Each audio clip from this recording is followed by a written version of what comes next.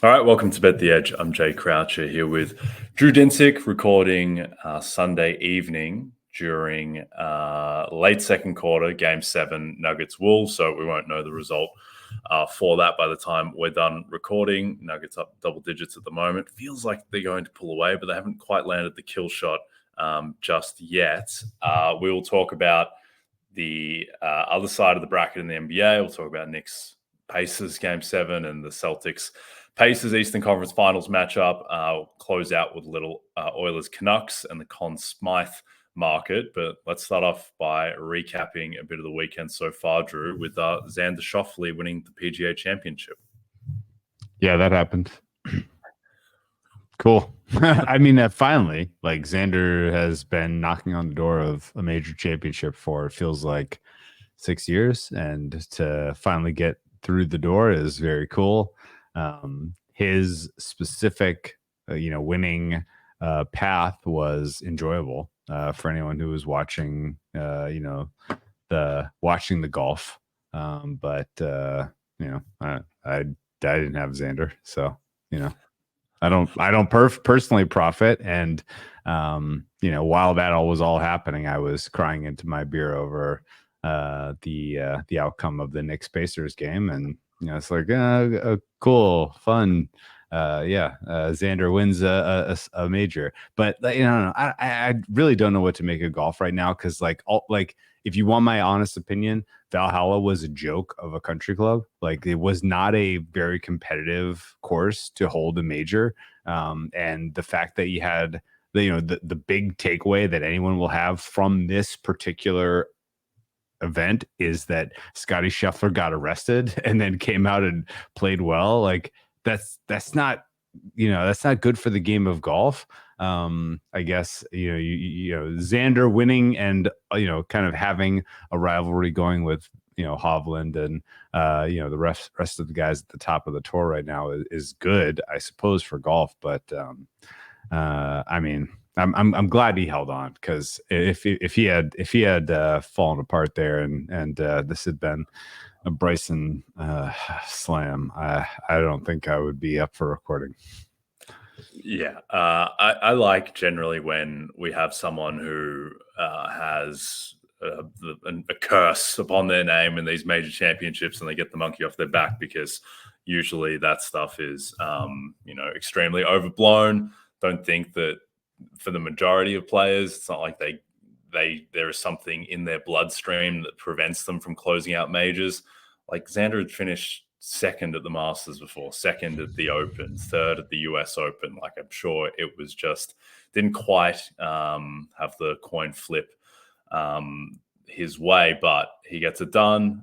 He was 14-1, 16-1 pre-tournament. We talked last week about why he shouldn't have been longer than like Brooks Koepka to win the tournament. And I understand Brooks was, fine. He finished 26, but didn't really sniff it in the end. Finished 12 strokes back. But weird. I guess this was probably the major that's gotten the most attention since Tiger's last championship, purely because of what happened with Scotty, where I was at a wedding on Friday night and I had, everyone just wants to talk about Scotty Scheffler. Because it was the topic of the world, but it's not going to be talked about in 2 weeks. Even now that it seems like the charges are going to be dismissed, it's just going to be like a random small thing that happened. But congrats to Xander Schauffele. The Preakness, Drew, sees the grey 9-1, wins in the end over Mystic Danning Catching Freedom. Any takeaways from this event? Yeah, not on my radar. Sees the gray coming from the Pat Day Mile at Churchill Downs, where he overperformed, and then carrying that forward to a Preakness win was like, this is mind-blowingly like, how, and I need to rethink everything that I thought I understood about thoroughbred racing, and 3-year-olds in particular. If Caesar Gray can make that step forward from the Pat Day to winning the race the way that he did, I don't know what to say. Very disappointed in the runners that I thought were live in that race. I was against Mystic Dan. And Mystic Dan almost won. Honestly, like, I think for those of us in the content space, a Mystic Dan win probably would have been better because he would have gone to Saratoga with a chance to win the Triple Crown, as improbable as it would have been. I had in no way, shape, or form seized the Gray as the winner of this race, despite the connections and despite how well he ran at Churchill Downs. And I think ultimately, as we look forward to the Belmont, which it's going to be a cool race. Like the Belmont usually, it's never contested at Saratoga. It is this year because of the construction going on at Belmont, and for those reasons, it's going to be quite cool to see the pomp and circumstance at Saratoga, which is this upstate New York, little enclave. I think I would be shocked if any of the true blue contenders have anything to sniff on Sierra Leone based on what we saw from Sierra Leone at the Kentucky Derby.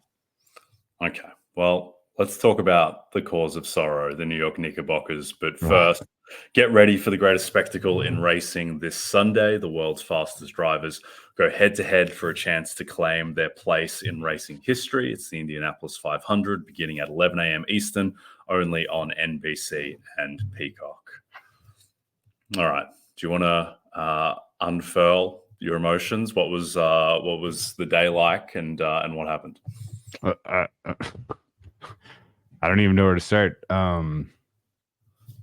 I feel like the news of OG Anunoby and Josh Hart were going to go. That ultimately did not matter much for the Knicks, because in the first quarter of that game, the Indiana Pacers were the most efficient team on offense that we've ever seen in basketball. Forget about playoff basketball. Forget about Game 7 playoff basketball. They were unstoppable offensively, and every single shot went in, and it was literally like, wait, this team. I remember seeing this team play at Madison Square Gardens against this Knicks team, and it didn't look like this. And the fact that it was so effortless and so easy for them offensively in the first quarter really set the tone for the game. And I like, there was kind of nothing the Knicks could do when you're facing that kind of a barrage and it's that efficient. And people were kind of, oh yeah, well, yeah, we thought the Pacers were going to run. Yeah, we thought the pace was going to be up. No, the pace wasn't even up. Like, they were playing slow, and it did not matter because every single shot went in. And I remember thinking before the game, like, man, I really hope that there's not like an aggressive whistle. And then as I'm watching Tyrese Halliburton carry and walk, I'm like, where's the whistle? Give me any kind of whistle here. No one's gonna call. Okay, fine. I mean, Halliburton was absolutely superlative, particularly at the end of that first quarter, where he just knife after knife after knife in the heart of the Knicks, and it was over. It was over early, and I think the kind of what you felt emotionally in the Garden with the crowd kind of just ultimately realizing that this is a done deal, and the fact that the Knicks really just, when you're up against that type of offensive barrage, your hope is not, you can't even like, well, we got to double down defense. No, you must answer fire with fire at that point. And they had nothing. Was not surprising. And it was, it played out to exactly as you would expect, which was a lopsided loss in favor of the Pacers and a total that went well over the close of, 206, which was, disappointing to say the least. And ultimately both between the Knicks losing the series and the total going well over, this is the biggest loss that I've had in the playoffs so far, and it ultimately was a give back of a lot of very positive results so far betting the NBA playoffs, and it sucks. Yeah, I think there is something particularly cruel about this era of basketball when you're betting on it in terms of feeling that you've been screwed by shooting variance on a given night, in a way that, it wouldn't have been obviously to the same extent for Knicks Pacers 1994 or whatever, where I was kind of living that the night before with OKC Dallas, where I feel like OKC outplayed Dallas. It's not like it was a shellacking or anything, but I think if you just normalize shooting, then they win the game. Not handily, but they win the game. And I think they were the better team. And it's just Dallas shot, like 47% from three. And sometimes that's just how it falls. And it's not like I don't think OKC deserved to win the series. I think based on the balance of play across 6 games, you'd probably say it should have been like Dallas 3.5, OKC 2.5, and it happened to break 4-2. But it was particularly cruel feeling like OKC had finally figured out Dallas in game 6, and then the season's over. The series bets have lost. The OKC West tickets have lost because of shooting variance on a given night. But, that's just kind of part of the game. I will say with Knicks Pacers, it's an interesting market dynamic where this line was 2.5, and then kind of start to shoot up to 3.5, might have even got to 4 at a point. And then in like the 30 minutes before the game, drop back down to 2.5. And when I started to really get concerned about the Knicks was when Ian Begley reported, and I'm not sure if he was the first guy, but it's how it popped up on my feed, that OG Anunoby was pushing to play in game 7 regardless of the state of his hamstring injury. It's like, all right, well, so he's not right then. It's clearly. And then Josh Hart's got the abdominal strain. It's like, I don't think that's not something where he can just, look like Jalen Brunson did in game 5 off of the foot. Like, it's an abdominal strain. There's no way that he can be fully functional. And then the OG comes out. I don't know why they let him play, to be honest. And it wasn't that detrimental because he happened to luck box the 2 shots that he made, but he never should have been out there. And ultimately, I don't think there's a great deal to be gleaned from the game outside of the fact that the Knicks, they just ran out of human beings at the end, and the Pacers played really well and they shot the lights out. Yeah. Just a little glimpse inside my world. We're watching game 7 of Timberwolves Nuggets. And you know what it looks like, Jay? It looks like a game 7.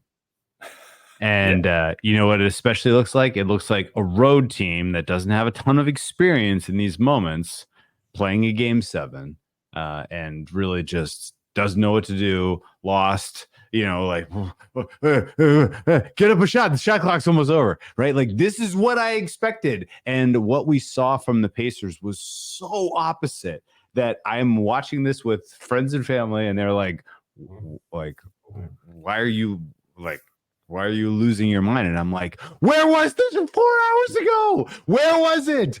Because honestly, like, the Pacers looked like it was regular season game 50, and they had absolutely the coolest composure I've ever seen, and every single shot went in, and it didn't matter how contested it was. It didn't matter how good the closeout was. It didn't matter. Everything went in. And when you see the ball go through the hoop, it gives you a renewed confidence, and they played on it to the point where this game was over before it even really started. And sad for the Knicks that they don't ultimately get to carry on what has been a very cool season for New York. But, Pacers were clearly the better team. I just can't believe they did it the way they did. Yeah, I would say, and some of this is hindsight bias, but I think the thought there would be that what the beauty of the New York Knicks, this team, is that they kind of play every game like it's a game 7, and not just with their intensity, but with their coaching decisions as well. Like, they play the guys 48 minutes. They play Jalen Brunson 44, 45 minutes. And I think that was the fear for the Knicks coming into the playoffs, in that, well, Tibbs, that his teams go full bore in the regular season anyway. So this team probably doesn't have another gear the way that virtually every other team in the league might. And I thought that they did find another level against Philly, largely by playing their guys 48 minutes instead of 40. And I think bringing an extra level of intensity. But I mean, the Pacers have probably by this point become accustomed to that. And I thought it was a red flag that the Knicks kind of got run out of the building in Game 6 in Indiana. I thought that they might have a better showing in that game, and then I think it was just the fact that they didn't have it anymore. They were just out of bodies, and like they're even in this game, like Hartenstein's banged up, DiVincenzo gets banged up for a second, like Brunson didn't look great, and I'll try and match that his health and just the one day off between games with the foot. But this team, like Game 7, they're playing Precious Achiuwa 28 minutes. They're playing Alec Burks 27 minutes. Miles McBride 40. Like these guys, they're just not that good. And like they're fine. And they bring different things. At least Precious and McBride do. But ultimately, they just run out of gas.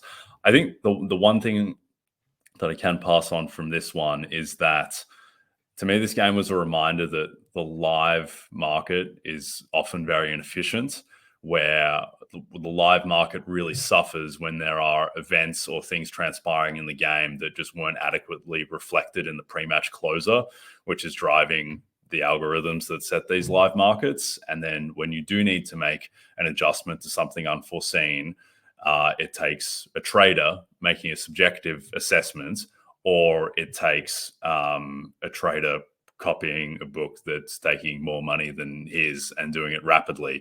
And in this game, the Pacers are up 16-10 in the first quarter, and OG Anunoby could barely walk, let alone run. And Hart looked like okay, but he clearly wasn't Josh Hart.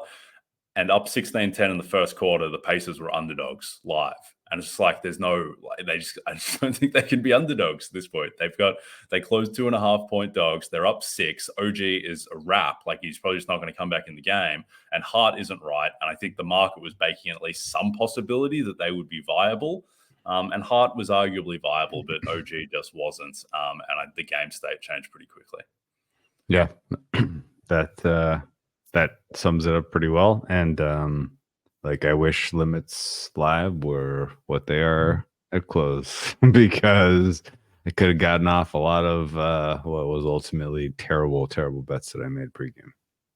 Well, let's talk about a new market and new bets to be made against the Indiana Pacers potentially. The Celtics in the Eastern Conference Finals, the Celtics without their second best player have opened -1,000 against the Pacers. Pacers plus 650. Game 1 on Tuesday is Celtics -8.5, and the total is 221.5. I think the fact that the Celtics have a significant rest advantage going into this game is actually material. Sometimes that can be a little bit overblown, but the Pacers with only one day off after a Game 7, even though it wasn't super intense down the end, it was still a Game 7, back-to-back games on the road. That is advantage Boston. From a rest perspective, any interest in the Pacers at plus 650? No. I make the Celtics 13-point favorites at home. I make them 7-point favorites on the road. I think the outcome of Celtics sweep is somewhere in the ballpark of 48%. I think Celtics 4-1 is somewhere in the ballpark of 33%. And if the Celtics don't win this series, then you can find me under the 405 trying to make friends next month. Yeah, on I can't remember. It was Friday or maybe Thursday night. I was looking at the market price on Boston being -550 to win the East, and I was just like, I just can't have this, because they're not going to be -550. Like, I can just get as much possible down on this now, and then just figure the rest out later. Tell me if I'm crazy. My fair price for this series is almost -8,000 Celtics. I mean, I think a bit depends on Porzingis and when he's going to come back. I'm zero Porzingis. Like, I've zeroed him out. I can't quite get there at that level, just because the Celtics are somewhat shallow. Thing is, though, they're shallow, but like Peyton Pritchard's still better than Ben Shepherd and these other guys. Sam Hauser's better than some of the guys on the Pacers bench. I mean, the pushback on that would be that like the market right now is only 8.5 in Game 1. And you might be just better off backing the Celtics game by game at that point, because 8.5 is, more consistent with the current market price than being -8,000. It certainly feels impossible that the Indiana Pacers could make the NBA Finals, but ultimately it is not impossible. I think that if you were to construct a path for Indiana, it would be that there is a non-zero chance that Tyrese Halliburton could be the best player in this series, and he could morph back into the guy who was, looking like a first-team All-NBA guy at the start of the season for a stretch, and who looked awesome in Game 7 and seems to be healthy again. He's got the highest EPM of any player in this series for what that is worth. Now, I think that he is a very bad defensive player, and he is going to get picked at in this series. And I think Jason Tatum is just better at basketball than Tyrese Halliburton, regardless of what one season of EPM would say for this year. And so I think he will get exposed again. And I just don't think this Pacers team is very good. They're a 47-35 win team going up against a 64 win team. And I think that Porzingis will come back if he is needed, which he may not be needed, honestly. But yeah, I can't really see a path for the Pacers. I mean, what would be a bigger upset in NBA history than this if both teams are healthy? Because the Heat beating Boston last year, that was surprising. But it was also Jimmy Butler and Bam Adebayo and Eric Spoelstra and good role players around them. And the Celtics weren't as good as this iteration. So I can't recall what would be a bigger shock than the Pacers winning the Eastern Conference Finals. I'm there. Or anything? I mean, Bucks Heat was a bit more surprising, but still Jimmy, Bam, Spo. It's not like Tyrese, Siakam, Carlisle. It's not really the same thing. I mean, my numbers say it's just not possible. And I'm all for it. I don't know, man. I think here I guess the answer is if there is ultimately some sort of higher power that is specifically sticking their finger in my eye this year, then the Pacers will win the series because I'm not there. I cannot wrap my brain around how a team that is this yes. Halliburton today was superlative, and you can either hold that up as he's figured it out, he's reached a higher level, he's cool as they come in playoff intensity, or you can say, well, the Knicks' point of attack defense was garbage, and he was able to do whatever he wanted. And I lean latter, and I think ultimately against a team that has elite point of attack defense with multiple lines of with redundancy in terms of availability between Derek White and Drew Holiday, Tyrese Halliburton is going to be a non-factor in this series, and he's getting if he gets past point of attack defense, he's got to go against elite wing defense help in Jaylen Brown and Jason Tatum. So honestly, give me account on the under for Halliburton's impact on this series. I just don't see it. And if he is if he's the next coming of Steph Curry, then I lose, and I'm gonna but the pain is already at a max at this point, considering what happened in end of round 2 between the OKC game yesterday, and we didn't even unpack that, but the end of that game was it was so painful. And then the next game up being Pacers, the most elite offensive team you've ever seen on earth, wasn't ready for it. And it hurts. Yeah, we can unpack OKC Dallas a bit more maybe when we talk about the Mavericks in the Western Conference Finals, which is very likely going to be against Denver at this point, as they're up 15 in the third quarter as we speak. But yeah, the OKC one, walk with a limp forever is too aggressive. I won't walk with a limp forever. I'm going to forget about it in 10 days. But that was a tough one in the moment, because it's one thing to not steal a game. In game 4, had they lost OKC in Dallas, it would have been all right, well, they've just been schooled by a better team. They had no real right to win that game. Game 6, they really should have won. And what is most frustrating is that they had made adjustments in Game 6, specifically okay, Chet, you're the only guy who gets to hang out in the dunker, and you're a lob threat. And as soon as anyone is open for a 3, they're launching it. And that was basically it. Like, just Yeah. take threes when they're open, and Chet's the guy in the dunker instead of like Case and Wallace and Lou Dort, who were doing nothing there. And as a result, they had an offensive rating, which I think would have been the best in basketball, without even shooting that well from three.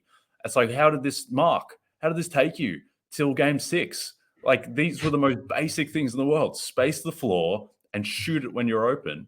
And then, of course, they just can't grab defensive rebounds at the end, and Dallas shoots the lights out, and so be it. So tough weekend on that front. The last thing I'll say on this, Ben Shepherd played 25 minutes in a game 7. I always want to call him Bradley Shepherd, who was a halfback flanker for the West Coast Eagles, who may not be that much worse at basketball, honestly, than Ben Shepherd. Ben Shepherd's no good, and he's playing like a significant role all of a sudden.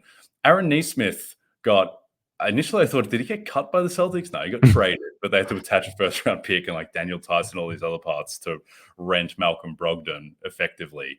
Like, Aaron Nesmith is like the 4th best player on the team for the Pacers. The team starts Aaron Nesmith and Nembhard. Like, this team just isn't very good. And I think I don't know, when you talk about like worst conference finals teams, like the Heat team last year really was not good in the regular season, but they had the playoff gear that they could get to. The Atlanta Hawks Trey team, I think, was probably better than this Pacers team, to be honest, with the level that Trey was at, and the depth that they had. So yeah, I mean, stranger things have happened, and maybe Halliburton does have that, Steph Curry, Steve Nash type of gear, but I would be absolutely stunned. And they'll have a chance, obviously, to win individual games in the series, but for them to win 4 out of 7, it seems. And I know, like, the market, like, you can bet the other side of, the Celtics are only 90% to win the series, but it does seem unfathomable that they could drop this one. But if any team's going to do the unfathomable and blow their season, it might be this Boston Celtics team. But I don't think it's going to happen, Drew. Don't speak that into existence, please.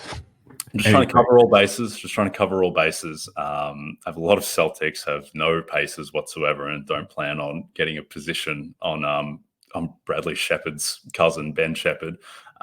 So we go to war with the Celtics, and we'll figure the rest out later. All right, Grand Slam tennis returns to Peacock next week when the biggest stars face off on the clay courts of Roland Garros. Don't miss the French Open, May 27th through June 9th. All right, let's talk a little hockey before we close out. Now, I know you're not happy about the basketball on the hardwood, but on the ice, big hockey guy. Big hockey guy. We love puck. Puck is kind. Love the puck. Kind of the round ball. The Oilers, they pull it out in Game 6 with their season on the line against the plucky, very annoying Canucks who just won't go down. But now we have a Game 7. The Oilers are -155 favorites in that game. The total is evens over 6.0. It's been a high scoring series for the most part, like relative to other series that we've seen in the playoffs. But a lot of it depends on each of the goaltenders. Stuart Skinner was fine, though he wasn't really tested in Game 6. I'm presuming they're going to go back to him in Game 7. Shilovs has been much better than expected for the Canucks, but still, he's a third-string goaltender who's very unproven. How's your confidence outside of kind of the sense that the cosmos is against you? How is the confidence going into Game 7? You know what they say, Jay. When you're running cold, hit the ice.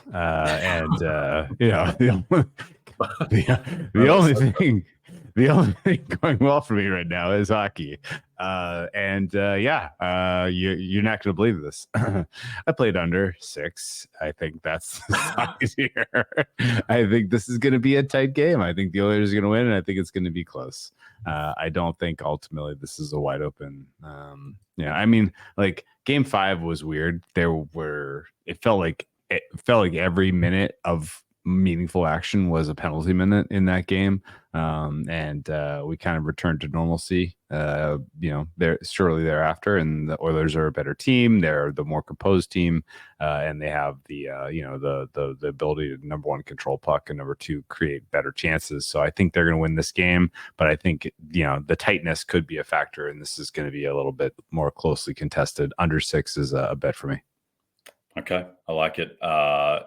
Big news with Brock Bosa. I've never actually had to say his last name out loud, but I believe that is how it's pronounced. He is out for Game 7. His long-term availability for the Canucks is in a little bit of doubt, which is pretty important given he's their second or third best forward. So that is key, and the market has moved off of that when previously Edmonton were in the minus 140 type of range. I think the main thing with this game is that one, Skinner is a better goaltender, I think, than Pickard. And the fact that he was able to get back in Game 6, play well enough that he's going to be the guy in Game 7, I think that helps Edmonton because I just think he's more talented and proved that throughout the course of the season. The second thing, and maybe the more important thing, I think there's a little bit of a concern over Connor McDavid's health coming out of a very flat Game 5. He's fine. He was just Connor McDavid in Game 6. He bossed the game and he looked exactly like himself. Dreisaitl's had some injury concerns too, but he looks fine and he's been very productive. So on a health front, I think that the Oilers are largely okay and they're in a better position now than the Canucks. Before we get out of here and wrap on the oil, I think there is a way into the Conn Smythe market, which like the outright market for the Stanley Cup, the Eastern Conference, the Western Conference, like it's pretty, there's not many, I don't think, like super rorty edges left, given that this is now pretty easy just for books to just price out. Here's what this team will be in this series and the next series. There's only 2 more series to price out, and thus the prices are relatively efficient. There is still some Dallas plus 250 cup available, which is just way off market and I think wrong. I think Circa is around plus 200, which I think is much closer to fair. But with the Conn Smythe, much more inefficient market. Naturally, I think Ottinger and Shesterkin being the 2 favorites and Barkov third, I think that is fair and rational. Ottinger created, I think, a little bit of distance between himself and Heiskanen and Wyatt Johnston with his heroic Game 6 efforts in double OT. Let me tell you, going to double OT and allowing 1 goal will fix a lot of your stats after you gave up 5 the previous game. So Jake, I think, is the rightful favorite in the market now. Yes. The bet that I would make right now, Drew, is it's on an Edmonton Oiler. It's not on Connor McDavid, and it's not on Leon Draisaitl. Whoa. There is some 130 to 1 available on Evan Bouchard. No relation to Genie, no relation to Bradley Shepard. Evan Bouchard right now, who, first of all, he doesn't have the pedigree of Connor McDavid because no one does, but Bouchard is regarded as a top, 5-6 defenseman in all of hockey. Yep. He is a superstar. Right now, the points totals for the top guys, and there's only 3 guys on the Oilers who can win. Draisaitl has 23 points. McDavid has 21. Bouchard has 18. But Bouchard's a defenseman, so he gets held to a lesser standard. Think back to 2020 when Victor Hedman on the Lightning had 22 points. Kucherov had 34. Braden Point had 33. But because Hedman was a defenseman, he won the Conn Smythe, even though he had 2 teammates who had more than 10 points than him. It's a little bit different because Connor McDavid's one of the guys in front of Bouchard, but still, it's a fairly small gap. Once I think voters who kind of adjust for position, that gap shrinks. He has the best plus minus on the team. He's plus 10. Draisaitl's plus 2. McDavid's plus 5. McDavid only has 2 goals as part of his 21 points. Bouchard, as a defenseman, has 5. And I think there is a world where Draisaitl and McDavid, they kind of take from each other's equity, the forwards' equity, so to speak. Bouchard has the differentiator of being a defenseman, having the best plus minus, leading the team in time on ice. And also he has this kind of wrought aspect where the weakness of the team is that outside of him and Ekholm, the other defensemen kind of just aren't very good. And so the team is just vastly better when Bouchard is on the ice because the drop-off to guys who have really struggled like Sessi and Nurse has been well documented. So I don't know. I just don't think that there's any world where Evan Bouchard right now is less than 10% of Edmonton's equity. And the market is saying he's like half of that. I think he's more like 15%. So he should be more in the 40 to 45 to 1 range. So not a massive edge, but 130 to 1 on 40, 45 to 1 fair, I think is a bet. You say no more. Yeah. Like that was, we have a mutual friend who will be delighted, I'm sure, to hear that Evan Bow is the choice. But yeah, I think look, man, the Connor McDavid experience. If the Oilers win in spite of him, or like being a productive part of it, will you be surprised? No. They need defense, and Bouchard is the entire key to that. And really and truly, people coming around to that and ultimately giving him that tip, it seems likely. So, fully interested in that type of a long shot, particularly as we already have a big old price on Ottinger in pocket, which actually feels like the right bet. Yes. Yeah. And I think he is the most likely guy to win. I don't think there's a ton of meat on the bone at current prices. I think Ottinger is probably 60% of Dallas's equity now, and the market largely reflects that. So I think the Bouchard is the play. The idea here too is that everyone will want to default to Connor McDavid if the Oilers win the cup and it's Connor McDavid's first cup and all that. He's the best player on the planet, et cetera, et cetera. But if he is like tied on points or thereabouts with Draisaitl, and Draisaitl right now is lapping him 8-2 in goals, then I think it's pretty hard to give it to McDavid in that sense. And Bouchard is right there. He has these differentiators, which I think can loom large. He's got a ton of pedigree, all of that. So, yeah, I think he is the play. All right. Don't forget to check out NBCsports.com for more information to help you with your wagers. Thanks to those of you watching on our NBC Sports YouTube channel. And if you're listening to us in podcast form, don't forget to rate and subscribe. Also, a reminder to find all your favorite NBC Sports shows on Amazon Music. Just head to amazon.com/NBC Sports. From Jay Crouch and Drew Dinsick, we'll see you soon.